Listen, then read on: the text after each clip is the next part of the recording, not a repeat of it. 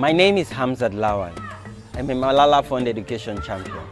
In 2017, during one of Malala's visits with her father Zia, I was invited for a dialogue and an intimate dinner with she and her team who was visiting Nigeria.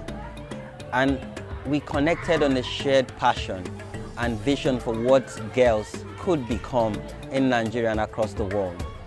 How we can ensure that their voices are heard, bringing attention to the plague on the numbers of out of school children in Nigeria, and how we can jointly call government to take the needed action. In 2020, I joined the Malala Fund Education Network in Nigeria as a champion. And we agreed that the Northeast, ravaged by the insurgents, a lot of girls were out of school. There's also a cultural norm, and we were dealing with early child marriage, particularly in Adamawa State. So we started in Adamawa State because, again, the government had said education was their second priority after ensuring they dealt with insecurity.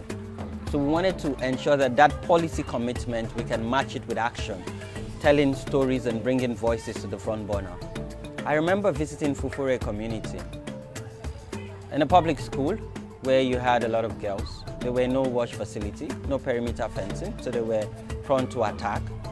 Not enough teachers and teaching aids. And girls told me firsthand that when they're on their menses, they lost about 5 to 7 days of quality education. The infrastructure was dilapidated. So in collecting data, having focus group discussion, not only with these students, but also with some parents and teachers, we decided to do two things. First was to meet with the local chief and the Emirate Council to say how can we work together to end early child marriage. Because I spoke to a family in a household who said they actually gave out their 13-year-old daughter for marriage because they were owing someone debt. So they needed to pay back their debt and had to marry off a 13-year-old girl to be able to pay back. That's unacceptable. A girl should not be a mother. A girl should be in school. So in working with the Emirate Council, a local law was passed that every girl child below 18 years cannot become a bride and should not become a bride. And with that local law passed, all the village chiefs were given directive to monitor and implement and enforce in ensuring that no marriage takes place for any girl below 18 years old. Also, in presenting our data to the government of Adamawa State, we saw increased budget allocation, both from the legislative arm, passed by law and signed by the governor, and we ensured that these funds were released on time, and then we followed this money to ensure it doesn't get to personal pockets or siphoned, like in previous case. And today, in those schools we visited, we've seen improved infrastructure. This has also increased enrollment in some of these schools, girls getting quality and timely education, and feel safe in the education environment. After working for 3 years in Adamawa State with the lessons we've learned, working with stakeholders to scale girl child education in the state, we decided to work in Bauchi because there was a policy commitment. If you look at data before now, Bauchi State has the highest number of out-of-school children.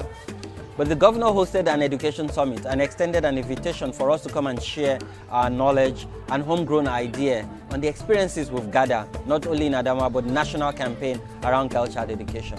We shared this and he made a policy commitment in increasing budget allocation. And so we decided, let's take our knowledge and experience from Adamawa to Bauchi State, which is also in the Northeast. And in Bauchi State, at that time, their commissioner for education was a young lady.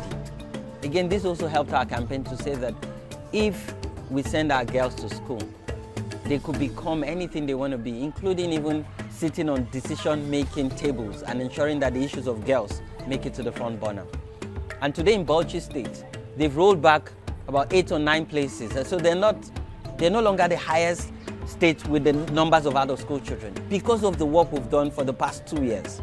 Now we have girls who have succeeded in their various fields become mentors, working with younger girls in secondary school, ensuring that they are able to complete secondary school and also go to higher institution. And today we're seeing increased awareness, because we run a radio program in both local languages in Bauchi and Hausa. And we've seen that our listeners are now part of our effort. And interestingly, parents and teachers are now advocate for girl child education across Bauchi State, and we're seeing ripple effect across northern Nigeria. Just thinking through the last 5 years as a Malala Fund Education champion, traveling over 22 hours, trying to access hard-to-reach communities where you don't even have network service, on a very deadly road. It's been challenging, but most importantly, it's been rewarding. I've seen girls who are now in school that, if not for our intervention, would have become bride and taking care of a household. We've seen increased enrollment. We've seen schools becoming more safer for girls to get education.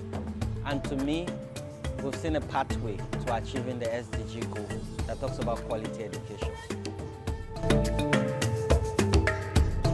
My hope is that every girl, irrespective of where she is, particularly in grassroots communities, would have access to timely and quality education. They will not be sold out as bride to pay back loan. This is not just a project. This is a movement for the future of the girl child, and the future is now.